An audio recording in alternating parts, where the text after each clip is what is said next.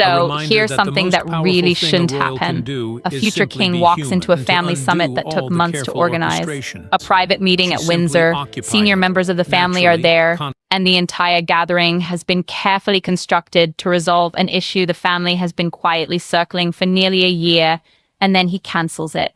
Not after an argument, not after someone says something that sets him off, before the meeting even begins, before anyone has properly taken their seat. According to the accounts surrounding the incident, it took less than a minute. And the reason was apparently one person sitting in that room, someone who was supposed to be there, someone whose presence immediately told William that this was not the meeting he had agreed to attend. It was Camilla's private lawyer. And the instant William recognized who she was, he turned around and brought the entire summit to a stop. Before we go any further, hit subscribe, because the reason one lawyer could supposedly blow up an entire royal summit tells you something incredibly revealing about how this family operates behind closed doors. And it's the part almost nobody is talking about. I am Harold, and on this channel, I take the stories that arrive wrapped in one explosive headline and pull them apart to reveal what's happening underneath. Who was actually in the room? Why was the paperwork there? What quiet maneuver did almost everyone overlook?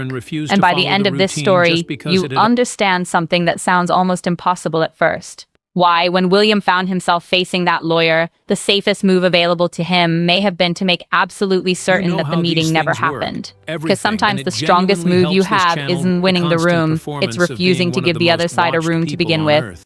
So let's establish exactly what this Windsor Summit was supposed to be.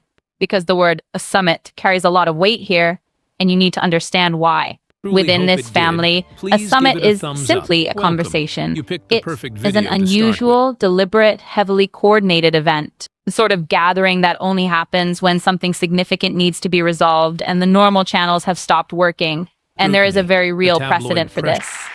Think back to January 2020 when Harry and Meghan announced that they were stepping back from royal duties. The family then held what the press famously called the Sandringham Summit. Charles, William, Harry, and the late Queen Elizabeth II were brought together in one place to work through the terms surrounding Harry and Meghan's departure. That meeting actually happened. It was widely reported, and it established a recognizable pattern. When the stakes become enormous, the family brings the key players into one room and tries to settle the matter face to face. So when word began circulating that another summit was being organized at Windsor, anyone who understood how this family works would have recognized the message immediately. Something serious was being decided, and this time, the subject was the future. More specifically, the conversation was reportedly about what happens to the structure of the family and certain arrangements once Charles' reign eventually comes to an end.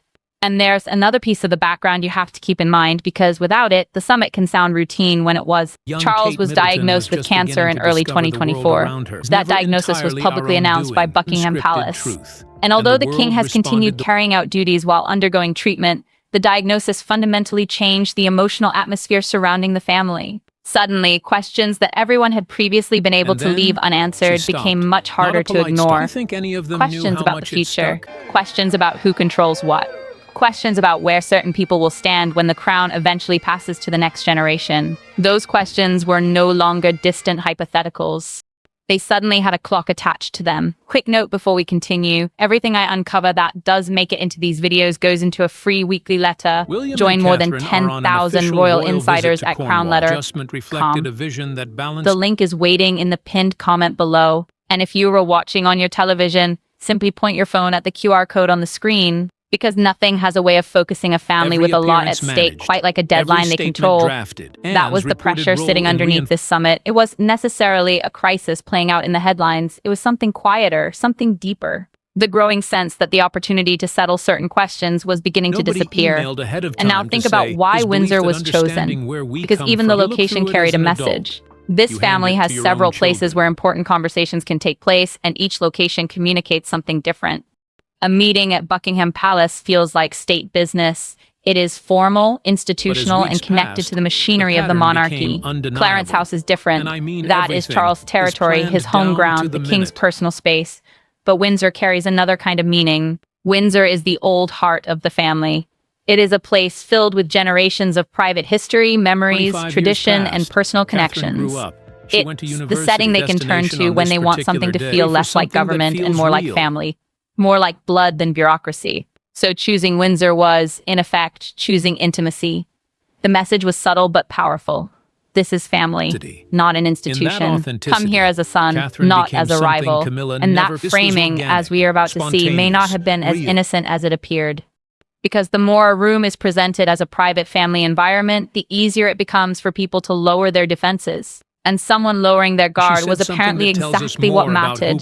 So the summit is arranged, months of preparation, a date at Windsor, a carefully assembled guest list. And this is where I want you to slow down, because the guest list is where the entire story begins to change. Almost nobody studies royal guest lists closely enough. The gathering was presented very carefully as a family conversation, senior family members, a small number of highly trusted household advisors, the kind of meeting where people could speak openly, person to person, and work through difficult issues informally before anything became official or was committed to paper. And that framing was important, because the way you describe a meeting tells everyone how they are expected to behave once they walk through the door. A family conversation is supposed to be relaxed, it's informal, it's off the record. People aren't supposed to be sitting there carefully measuring every word.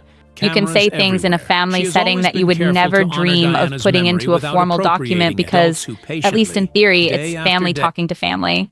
That was the atmosphere this summit was designed to create: warm, informal, trusting. And there's one detail you need to hold on to because it becomes extremely important. According to the accounts, William had been given a version of the guest list ahead of time, which is exactly what you would expect before a gathering of this level. And Camilla's lawyer was on it. Her name had either been quietly added at the last moment or had simply never appeared on the version William was given. Either way, the effect was the same. William was not supposed to know she would be there until he was already inside the room. Think about what that suggests. If her presence were completely innocent, if she were there for some ordinary, legitimate reason, there would be no obvious reason to conceal it. You disclose harmless details.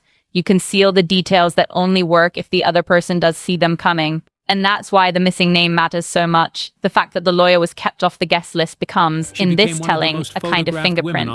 Someone understood that if William knew a private lawyer would be attending, he might never walk through that door. So the information had to remain hidden until the moment when changing his mind would supposedly be too late. Except it was, because William saw her before he ever sat down. He walked into the room and noticed someone standing near the window who simply didn't fit the description of a family conversation. It was Camilla's private solicitor, her own personal lawyer. And that distinction is critical. This was a palace legal advisor representing the institution. This was the specific person whose role was to represent Camilla's private interests. And I need you to understand why that single detail supposedly changed the entire situation, because this is the hinge the whole story turns on. There is a massive difference between having a family conversation and entering a legal negotiation. And one of the clearest signals that separates the two is the presence of a lawyer. The second a private solicitor is standing in that room, the nature of the gathering changes. It isn't simply a chat anymore. It becomes a negotiation. Words can be documented, statements can be remembered, positions can be referred back to. And even something as simple as an informal nod can potentially take on a completely different meaning if a lawyer is present. What might feel like a warm family gesture can later be characterized as agreement or consent. So, according to the story, William looked at that woman by the window and immediately understood that he had been invited into a room presented as one thing while being designed to accomplish something else. And I want you to appreciate just how quickly that recognition supposedly happened, because the entire realization took place in a heartbeat. Most people walking into a warm room filled with family members would notice an unfamiliar face and probably think very little of it. Maybe she was an assistant. Maybe she was someone's aide. Maybe she was a newly appointed advisor. Who knows? Most people give others the benefit of the doubt. That's part of what a warm atmosphere is designed to encourage. William apparently did the opposite. One glance was enough. He recognized the face. Camilla's own solicitor, not the palace general legal representative, and his mind, according to the account, connected the pieces almost instantly. Her lawyer was there. This was supposed to be a family meeting. Her name wasn't on the guest list. She was standing quietly off to the side. Each fact, taken individually, could have an innocent explanation, but put them together, and they seemed to point toward one conclusion: negotiation. William didn't need someone to explain the agenda to him. He didn't need to wait for the first document to be placed on the table. The presence of that particular person in that particular role, without being disclosed beforehand, was enough to reveal what he believed the real agenda was. He had apparently read the entire summit from a single face before he had even taken 3 steps into the room. That tells you something about how much experience a person needs to develop before they can recognize a trap that quickly. It suggests someone who has been burned enough times that he no longer needs the entire picture before becoming suspicious. And it also tells you something deeply uncomfortable about the relationship between these two sides. Because for William to look at one person and immediately assume the worst possible explanation, the trust between them has to be almost completely exhausted. He didn't apparently stop and wonder whether there might be an innocent reason. He didn't give it time. His immediate assumption was that he was being maneuvered, and whether that assumption was ultimately justified is almost beside the point. What matters is what the reaction reveals. The relationship has become so hollowed out that the presence of a lawyer is interpreted as something that might need clarification. It is interpreted as evidence that the ambush is already underway. That isn't simply a family dealing with ordinary tension. That is a family in which one side now assumes the other is constantly working some hidden angle. And once you start thinking that way, every room becomes something you have to inspect. Every chair, every person, every document, every unexplained presence. William had apparently reached a point where he could even walk into a gathering involving his own family without mentally scanning the room like a chessboard. Whatever else you think about him, that is an incredibly lonely position to be in. William looked at that woman by the window and understood immediately that he had been invited into a room presented as one thing while being designed to accomplish another. And that brings us back to the question the headline leaves hanging. Why cancel? Why not simply sit down and see what happens? Why not hear them out? Because William supposedly understood something in that moment that most people might have missed. The trap wasn't necessarily hidden in what they were about to say. The trap was the room itself. If he sat down, if he participated, if he allowed the family conversation to continue with that lawyer quietly present, then anything that happened afterward could potentially be used differently. Any attempt to soften his position, any apparent agreement, any moment where he appeared to go along with something simply to keep the peace. All of it could later be characterized as consent, with legal counsel present as a witness. That changes the stakes completely. Because when the structure of the meeting itself becomes the problem, you can necessarily defeat it by arguing about what happens inside the meeting. You defeat it by refusing to participate in the setup. The only way to escape a trap constructed around the room is to deny the room itself.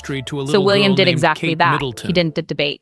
He didn't sit down and negotiate. He didn't wait around to discover what was waiting for him on the table. He simply refused to let the meeting begin. He didn't demand an explanation in front of everyone.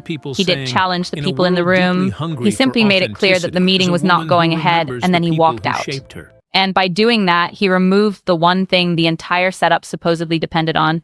William sitting in that chair, William participating, William creating something that could later be pointed back to as evidence of agreement. Now, before we get into what that lawyer was actually there to accomplish, because that is where the real payoff is, and it's worth staying with, let me connect this to something. A lot of you are probably going to recognize the pattern. Last week, I took you through the Raven's Mirror State, where we looked at how an old legal folder, one document that had apparently gone unread for decades, quietly determined the fate of a 12,000 state. And we saw how simply bringing lawyers into a family room could transform what initially felt like a warm assumption into a brutally cold reckoning. So many of you made the same observation in the comments. This family's biggest battles aren't necessarily fought through shouting matches. They were fought through paperwork. And whoever controls the paperwork can ultimately control the outcome. Well, here we are again. Only this time, William had apparently learned that lesson. Because someone who has witnessed what one seemingly harmless legal document can accomplish is going to casually walk into a room where a private solicitor is waiting. He knows how these situations can unfold. And this time, he was going to be the person caught on the wrong side of the folder. So what was the summit really about? What exactly was that lawyer there to accomplish? And this is where I need to separate what is actually known from what is being inferred from the circumstances. There is one point where I want to be completely clear. The documents themselves have not been publicly released, and the palace has not officially stated on the record what was supposed to be discussed at that meeting. From her perspective, so what follows is assembled from accounts concerning the people involved, the structure of the summit, and the direction the meeting was reportedly heading. Think of the details as a reconstruction of the shape of the situation, not as though we are looking at a photograph of the actual paperwork, but pay close attention to how the summit was structured. Because sometimes the structure of a meeting tells you more about its intended purpose than the people involved ever will. According to those accounts, the central objective was continuity. And I keep coming back to that word because it sounds so harmless. Continuity. It suggests stability, keeping things consistent, preserving what already exists. It sounds responsible, it sounds gentle, but then you have to ask the uncomfortable question, continuity for whom? Because in practical terms, what continuity supposedly meant here was protecting Camilla's position after Charles's reign, her arrangements, her standing, her place within the family, and potentially a series of understandings involving property, responsibilities, and influence that could extend beyond the end of Charles' reign. In other words, the goal would have been to make temporary arrangements durable, to establish them while Charles was still king and still possessed the authority to support them, and to create a structure that could continue into a future reign in which William, not Charles, would hold the ultimate power. That's why the format of the meeting becomes so important. Because if this were simply a formal legal matter, it could have been handled differently. A letter, a formal agreement, a legal filing, a document requiring explicit approval. But a formal legal route would require William to give clear, documented consent. And according to the narrative surrounding this situation, everyone already knew he was unlikely to agree. He had resisted similar moves before. So instead, the family summit offered something potentially more subtle. A warm, informal setting. Family members together, and a lawyer quietly present to observe what was said and how everyone responded. That kind of environment could potentially create something softer and much harder to undo later. The appearance of agreement, the impression of consensus, the sense that the family had sat down together, discussed the issue, worked through it, and reached an understanding. And that William had participated in that process. Because you can force a signature from someone who refuses to sign. But in the right room, you might create a statement, acknowledgement, or understanding that a lawyer could later characterize as consent. That was supposedly the game, and William, according to this account, understood the board the instant he recognized one of the players. Now I want to slow down and examine what that proposed document or understanding or legal instrument, whatever exact form it may have taken, was allegedly designed to accomplish, because the details explain why something like this would supposedly need to happen privately rather than publicly. According to these accounts, the proposed continuity arrangement would have combined several things that Camilla's side allegedly wanted secured beyond Charles' reign. First, there was certainty surrounding which residences and private comforts she would retain as Charles' widow. Then there was the possibility of establishing a clearly defined and protected role for her, rather than allowing her to simply fade into the background once Charles was gone. And then there was the element that would presumably have triggered William's strongest concerns. Some continuing level of involvement or influence in family affairs after Charles was no longer there. Now look at each of those possibilities from William's perspective. A future king is not going to casually accept the idea that the previous king's widow has a prearranged, protected claim over residences, responsibilities, or roles that the future monarch would otherwise have the authority to determine. That isn't simply continuity. From William's perspective, it could look more like a mortgage being placed against his reign before his reign has even started. And worse, it would allegedly be secured by someone he might never have voluntarily chosen to grant that authority to. The timing is what makes this so important. If something like that were ever going to be secured, the window would be now. While Charles is still alive, while Charles is still king, while Charles still possesses the authority to endorse the arrangement, and while refusing it could potentially be framed not as a future king exercising his authority, but as a son rejecting the wishes of his own father. That changes the emotional pressure completely. The clock wasn't simply creating urgency. The clock was allegedly the strategy. Get the arrangement established before the power changes hands. Because once that transfer of power happens, the opportunity could disappear permanently. And suddenly, the warmth of the Windsor Summit looks very different.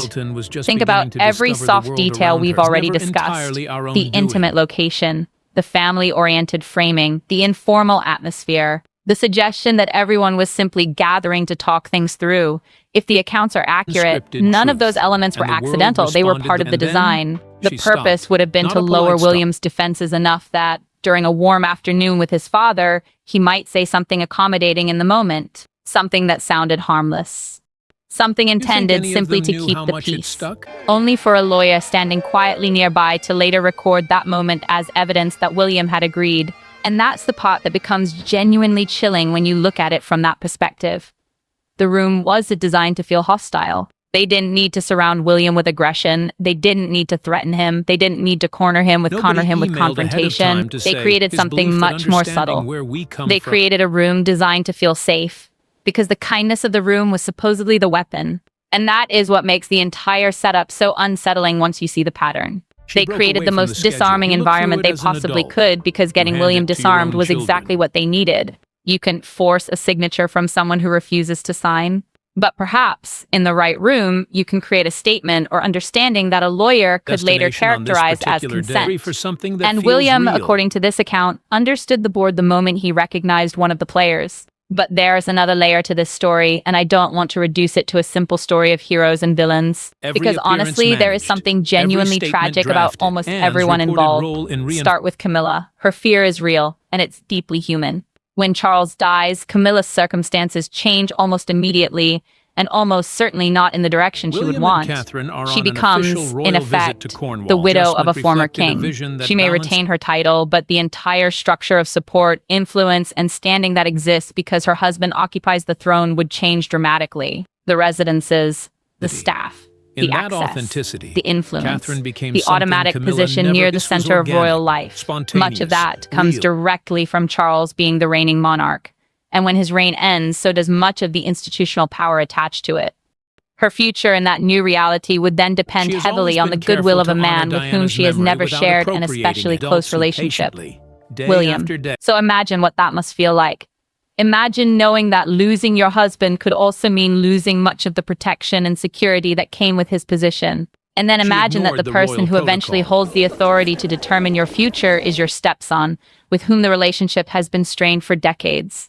Of course, she would want to secure as much certainty as possible while she still had the ability to do so.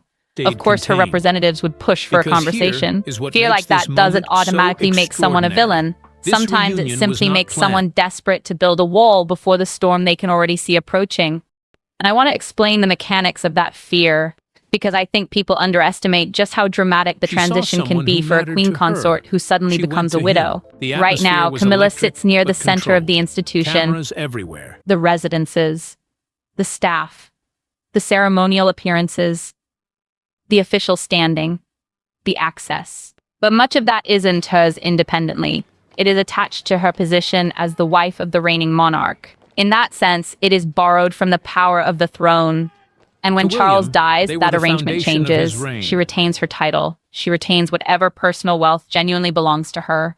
But the enormous machinery surrounding the center of royal life shifts toward the new monarch and his queen, toward William and Catherine.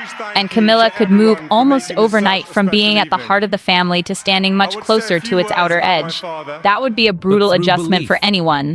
And Camilla has had a front row seat to what can happen to people who lose their central position within this institution. She has seen what happens when someone is no longer at the center of royal life. So from her perspective, wanting to secure something permanent doesn't necessarily have to come from greed. It could come from survival. A woman looking toward a cliff she knows is approaching and trying, while she still has leverage, to build something she can hold on to when the ground eventually disappears beneath her. And there is another painful element to the timing. Her leverage exists primarily while Charles is still alive and able to lend his authority to her wishes. Every time his health becomes uncertain, that window becomes smaller. So she isn't simply afraid of what the future holds. She is afraid of the clock. She is watching the one person whose position provides her with protection gradually become less certain, while knowing that once he is gone, her ability to shape the future could diminish dramatically. That is an awful burden for anyone to carry, and it would make almost anyone reach for professional advice and try to secure a private conversation. The problem is that the exact move that might have made sense from Camilla's perspective was also the move William was most likely to recognize as a threat. And then there is Charles. Charles wanted to give her that wall. Put yourself in his position for a moment. Here is a man confronting his own mortality with a much sharper awareness than he may have had before. A man who spent decades fighting to remain with the woman he loved. A man who watched Camilla absorb years of public hostility while standing beside him. And now, with whatever time he has left, one of the things he may care about most is knowing that she will be safe when he is no longer here. That she won't be discarded. That she won't suddenly find herself diminished. That she won't be left entirely at the mercy of an institution that has never fully embraced her. That is necessarily a conspiracy. It can simply be a husband trying to protect his wife from a future he knows he won't be around to soften. And according to the accounts we were examining, that is why Charles lent his weight to the summit, not necessarily as part of some elaborate plan against his son, but as a husband and a father trying to solve an almost impossible problem. How do I protect the woman I love after I am gone when the person who will have the authority to protect her is also the person least likely to want to do so? And then there's William.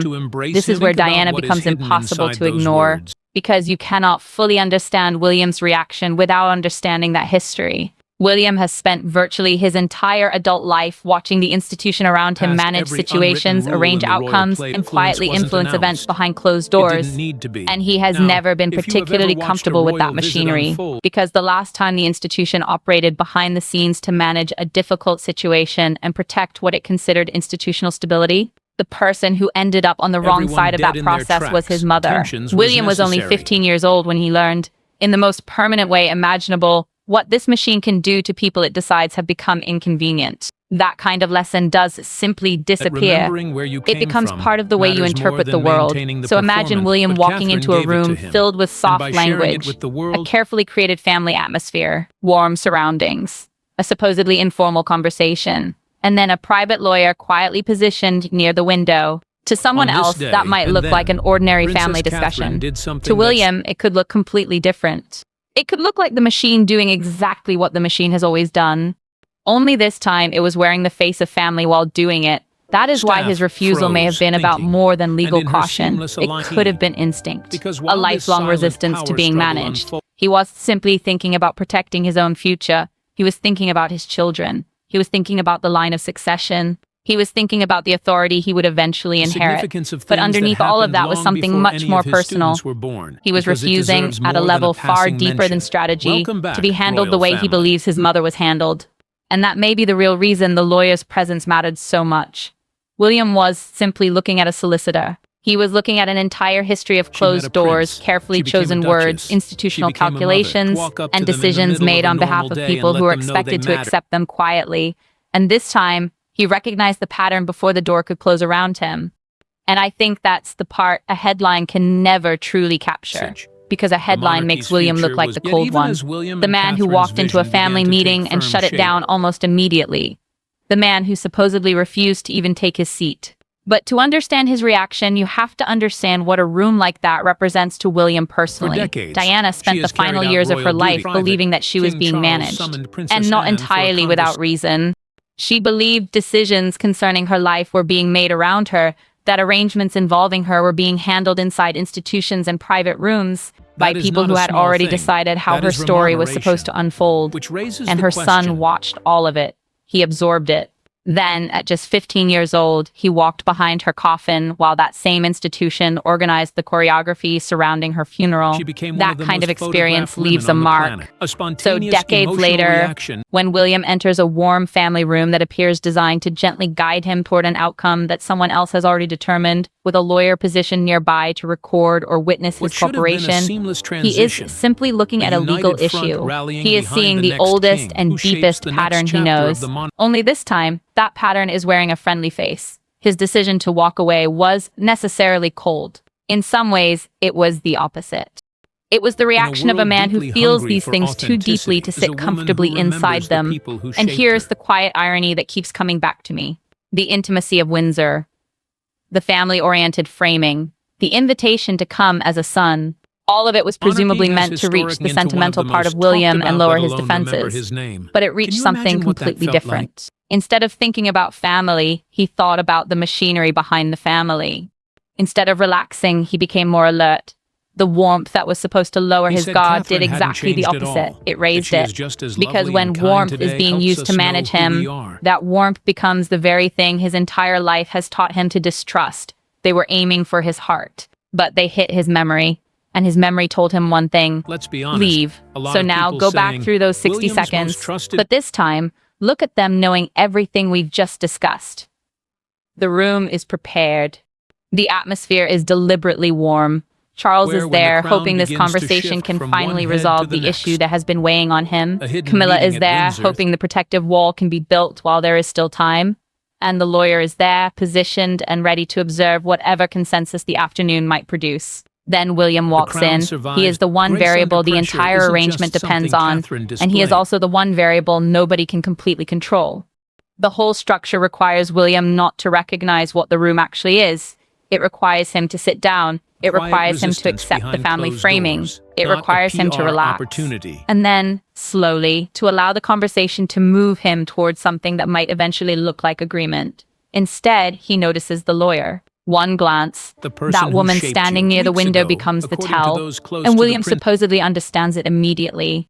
The entire months-long structure collapses the moment he decides not to take his seat, because everything they had constructed required one thing from him, participation, and participation was the one thing he simply refused to give them. What he did next is the part I find genuinely fascinating, because it was so restrained. He didn't create a spectacle. He didn't accuse anyone in front of the entire room. He didn't explode at Camilla. And that matters because an outburst would have handed the other side something incredibly valuable. It would have given them a grievance, a narrative, a story about William being aggressive, suspicious, or combative. Instead, he gave the lawyer nothing. He simply ended the meeting. The summit was not proceeding. And he left. Think about what that left behind. Charles, Camilla, the solicitor, all standing inside a room that had been carefully prepared for one specific purpose. And suddenly, that room had no purpose at all. There was no confrontation to point toward, no angry exchange to leak, no dramatic accusation, no explosive moment. Just an empty afternoon and the realization that William had apparently seen through the arrangement before it could even begin. You cannot fight someone who refuses to give you a fight. William denied them the argument just as completely as he denied them the agreement. And someone asked me after the previous video a question that fits perfectly here. Why do these royal power struggles so rarely produce the kind of explosive confrontation people expect? Why don't we see the screaming matches? Why is it there always some dramatic scene everyone can point back to? This is exactly why. Because the people who truly understand power inside this family have learned something important. The scene itself can be the trap. A confrontation gives your opponent material. It gives them a version of events. It gives them a grievance. It gives them a possible leak. It gives them a story in which you become the aggressor. The more dangerous move can be the one that leaves no story behind at all. William walking away without creating a scene gave the other side almost nothing to work with. There was no explosive quote. No slammed door captured on a phone. No witnesses describing William losing control. Nothing. Just an absence. A meeting that simply never happened. An absence is incredibly difficult to weaponize. You can leak silence. You can easily construct a dramatic narrative around someone who remained completely calm and simply declined to participate. In this world, restraint isn't weakness. It can be the sharpest weapon available. And notice what that silence protected as well. If William had exploded at Camilla in front of everyone, he would have handed her side the perfect counter-narrative. Poor Camilla. Humiliated by an aggressive stepson, attacked in front of the family, William becomes the bully, and almost instantly, the roles could reverse. The person who supposedly created the confrontation becomes the aggressor, while the person who was confronted becomes the victim. The sympathy would suddenly move in the opposite direction, but William gave them no opportunity for that reversal. By saying almost nothing, he remained the person who calmly refused what he believed was a trap rather than becoming the person who caused the scene. And in a family where perception and narrative can be almost as powerful as the underlying event, he protected his own position by refusing to provide a dramatic middle to the story. That isn't simply instinct. That is an extraordinary level of discipline. Again, you cannot fight a man who refuses to give you a fight. And according to the accounts, there was a private conversation afterward. William and Charles, no advisors, no lawyers, just the two of them. The version of these situations that can matter more than everything that happened publicly, and reportedly it was quieter than you might expect. It was also sadder, because Charles, according to the account, did not deny what the summit was actually about. He could really deny it. What Charles did instead was make his case as a father. He explained that he was trying to protect someone he loved, that he was attempting to undermine his son, that what he wanted was certainty for Camilla before the opportunity to secure it disappeared. And according to these accounts, William didn't respond with anger either. He came closer to the heart of the issue. He understood the fear. He wasn't completely without sympathy for it. But he made one thing clear. You don't create genuine certainty by engineering the room in which the conversation takes place. If there was a legitimate discussion to be had about Camilla's future, then it could happen openly, honestly, with everyone fully aware of what was being discussed. With no lawyer quietly positioned by the window while everyone else was encouraged to believe they were simply having a family conversation, what William would not accept was being maneuvered. The subject itself was necessarily the problem, the ambush was, and there was reportedly one question from that conversation that cut especially deep. William is said to have turned his father's own reasoning back toward him, something along the lines of, if this arrangement is fair, if it's reasonable, if it really is the right thing to do, then why did it need a hidden lawyer and a disguised family setting? Why could the proposal survive being presented openly? And that is the question that becomes extremely difficult to answer, because a genuinely fair proposal shouldn't need to be smuggled into a family lunch. You only hide the parts you suspect might not survive in daylight. The secrecy surrounding the method therefore becomes its own kind of admission. It suggests that somewhere along the way, the people involved understood that simply asking William directly might not produce the answer they wanted. And I suspect that realization hit Charles particularly hard, because Charles is not a foolish man. Some part of him must have understood that if the proposal were completely straightforward, there would have been no obvious reason to conceal the lawyer from the guest list. The method itself revealed something. Even the people organizing the meeting may not have believed that the answer would be yes if the question were simply asked. And that is what makes this story sad rather than merely strategic. I don't think Charles necessarily enjoyed any of it. According to the accounts, he wasn't some mastermind sitting back and enjoying a clever maneuver. He was a husband under pressure, a man who was deeply worried about his wife's future. And somewhere along the way, her fear and his own fear may have convinced him to accept a method that wasn't really consistent with who he wanted to be. Then his own son walked into the room, recognized what was happening almost instantly, and quietly refused to participate. That may have embarrassed Charles more deeply than any shouting match ever could, because this wasn't simply a failed strategy. It was his son seeing through the attempt and then choosing not to publicly expose him for it. Sometimes the kindest action and the most painful action can be exactly the same thing. William refusing to name the maneuver in front of everyone was both. He protected his father from public humiliation, but he also made it unmistakably clear that he had understood what had happened. The problem was never necessarily the subject. The problem was the ambush. And there's another detail here that shows William was simply reacting defensively. He was establishing a precedent. Because after the incident, according to people close to the household, William quietly made one principle clear.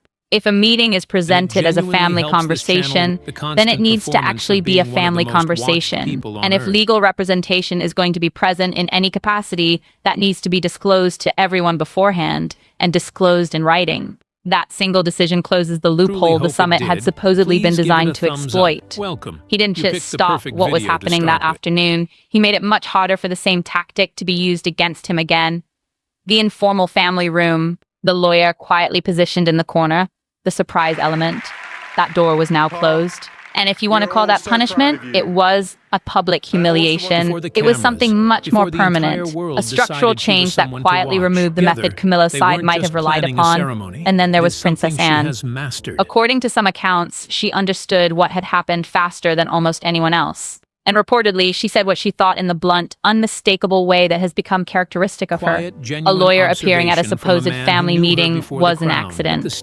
And William had been right to walk away. Anne's reaction matters because of who she is within the institution. She is one of the family's strongest institutionalists. She cares deeply about procedure.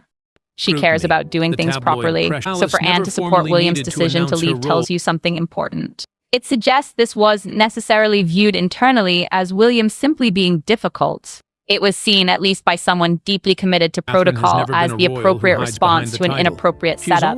When the person most invested in doing things properly tells you the meeting was wrong, the problem may not be the person who refused to participate. The problem may be the structure of the meeting itself. And there's an even deeper reason Anne would likely understand William's position. It explains why the two of them can repeatedly find themselves on the same side of these kinds of institutional questions. Anne's entire public life has been built around a simple principle. The institution has rules, and those rules exist for a reason. You don't bend the process simply because you want a particular outcome. Because once you start bending the process whenever the desired result requires it, eventually the process stops protecting anyone. And that is precisely what the summit represented. a process being bent to achieve an outcome. A legal negotiation presented as an informal family conversation in an apparent attempt to get around the fact that the open version of the negotiation might fail. To someone like Anne, that isn't clever. It's corrosive. It is exactly the kind of shortcut that, if repeatedly tolerated, slowly damages an institution from within. So her support for William was necessarily about personal loyalty to him. It was loyalty to the principle that things have to be done correctly. Whatever the emotional justification for the summit may have been, the method was not proper. And when the person who cares least about winning and most about following the rules tells you the rules were broken, that carries a very different kind of weight. I think Anne's involvement also accomplished something else. It gave William cover, because without that support, a future king refusing a meeting arranged by his father could easily be portrayed in a completely different way. It could be spun as a power grab, a son asserting himself against an aging and increasingly vulnerable father. William trying to flex his authority while Charles was weakened. But with Anne effectively validating the principle behind his refusal, that narrative becomes much harder to sustain, because this was simply William saying, "I don't like this." It was the institution's own procedural logic backing the decision, and that distinction matters enormously. But when someone respected, neutral, and not obviously aligned with either side quietly confirms that William had read the room correctly, the entire interpretation changes. It stops being a story about William being difficult. It becomes a story about William being right, and that judgment carries even more weight when it comes from the one person who has absolutely no reason to flatter him. In a family where perception can be almost as important as reality, having Anne independently arrive at the same conclusion is worth more than any argument William could make on his own. When the family's own guardian of protocol effectively says you were right to refuse the room, the implication is simple. The room was wrong. Of course, what happened inside Windsor's walls didn't stay there. These things rarely do. Within days, word began circulating that a carefully planned family summit had been abruptly cancelled. Not the entire story, never the entire story. But enough information escaped to make commentators start asking questions. Why had a meeting involving some of the most senior members of the royal family simply disappeared at the last moment? Why would months of preparation suddenly lead nowhere? And the palace responded in the way the palace so often responds to stories it doesn't want to feed. Nothing specific, nothing confirmed, nothing denied, just silence. And then the silence began doing the work. One image reportedly became particularly telling. Photographs of cars leaving Windsor much earlier than expected, a convoy departing during an afternoon that was supposedly intended to continue for hours, an empty schedule where a major family resolution had been expected. You can photograph a plan collapsing, but you can photograph the cars leaving before lunch. And anyone familiar with how this family operates would understand what an unusually early departure could suggest. Then came the palace response, or more accurately, the lack of one. Watch what happened in that vacuum, because it becomes a small masterclass in institutional damage control. There was no outright denial that a meeting had been planned. There was no official confirmation that it had been cancelled. There was no public explanation for why it had ended. Just a polished version of nothing. The institutional equivalent of a completely expressionless face. And that silence is not necessarily accidental. The palace understands something fundamental about the public. People hate unanswered questions. When you leave a vacuum, people will fill it themselves. And from the palace perspective, an uncertain story invented by the public can sometimes be much less damaging than a specific version of events that the institution itself would have to confirm. So the press was effectively handed an empty canvas, and everyone began painting their own explanation. Maybe it was a scheduling conflict, maybe someone's health changed, maybe there was a minor disagreement, maybe plans simply shifted. Anything was possible. Anything except the uncomfortable shape of the story suggested by the accounts, that a future king had walked into a family gathering, recognized what he believed was an attempt to maneuver him, and refused to participate. The blandness became the strategy. When the truth is uncomfortable, no comment can become the safest sentence available. But there was one thing the silence could completely conceal. And I think that is why the story continued to have momentum. Everyone could sense the mismatch between the scale of the preparation and the abruptness of the ending. You don't spend months organizing a summit involving the most senior members of the royal family only for the entire thing to disappear because of an ordinary scheduling conflict. The amount of preparation was simply too large compared with the explanations that eventually emerged. And that gap, The difference between how important the meeting appeared to be and how little anyone was willing to say about it. And through all of it, that is exactly where speculation thrives. The palace could prevent anyone from officially confirming what had happened. It could not prevent people from realizing that something had happened. Again, you can photograph a plan collapsing, but you can photograph the cars leaving before lunch. So where does all of this leave everyone? Because the aftermath is actually quieter and potentially more consequential than the dramatic moment itself. Camilla's proposed continuity arrangement, the protective wall she was allegedly trying to construct while she still had leverage, wasn't simply delayed. It had been exposed. William now understood what her side was apparently trying to secure. More importantly, he understood how they had attempted to secure it. And that means every future attempt would encounter a man who had already seen the playbook. The soft approach was finished. The summit approach was finished. The surprise approach was finished. What remained for Camilla was precisely the option she had supposedly been trying hardest to avoid. Trusting William's goodwill after Charles was gone. That was the vulnerability the entire summit had allegedly been designed to eliminate. Charles, meanwhile, was left carrying a failure he could easily discuss publicly. An attempt to protect his wife had not only failed, it had exposed itself. And William emerged from the episode in an even stronger position than before. He had demonstrated something without shouting, threatening, or making a public declaration. The future would eventually belong to him. And no one could permanently pre-write the terms of his reign for him, no matter how carefully they arranged the room. But I also want to be fair about the cost, because there is one. And it's the part of this story that I honestly find hardest to resolve. By refusing the room, William also refused the conversation. And buried underneath all the maneuvering is a very real human question that probably does deserve an answer. Camilla's fear isn't necessarily imaginary. Charles's desire to protect his wife is not inherently unreasonable. And what happens to a widowed queen consort after the reign ends is a legitimate question. A decent family would want to address that question with compassion and dignity rather than leaving the answer entirely to the future goodwill of whoever happens to hold the throne. So when William walked away, he didn't only defeat what he believed was a trap. He may also have closed the door on the honest version of the same conversation. The version where everyone sits down, no hidden lawyer, no disguised agenda, no attempt to manufacture an appearance of agreement, just an honest discussion about how Charles' widow should be treated with dignity after his reign. And that may be the deepest tragedy here. The attempted ambush may have poisoned the possibility of an honest conversation as well. Because once William associates this entire subject with being maneuvered, how does anyone bring it up again and expect him to believe the discussion is being offered in good faith? Camilla's side may have tried to force certainty, but by trying to force the answer, they may have made the fair answer even harder to reach. That's the quiet damage underneath all the drama, and honestly, that's the part I keep coming back to. Because both things can be true at the same time. William was right to refuse to be managed. And the issue they were clumsily, and in his view wrongly, trying to manage was still a genuine problem that hasn't been resolved.